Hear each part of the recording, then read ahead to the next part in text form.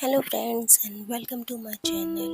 आज मैं बनाने जा रही हूँ वड़ा पाव की सूखी चटनी, जिसके लिए हमें चाहिए 1/4 कप पीनट, आधा छोटा चम्मच जीरा, 1 से 2 चम्मच कश्मीरी लाल मिर्च, आधा चम्मच नमक, 10 से 12 कलियाँ लहसुन की।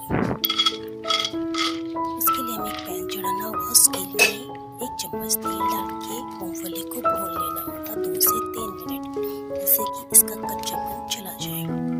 2 से 3 मिनट भूनने के बाद इसमें डालें लहसुन।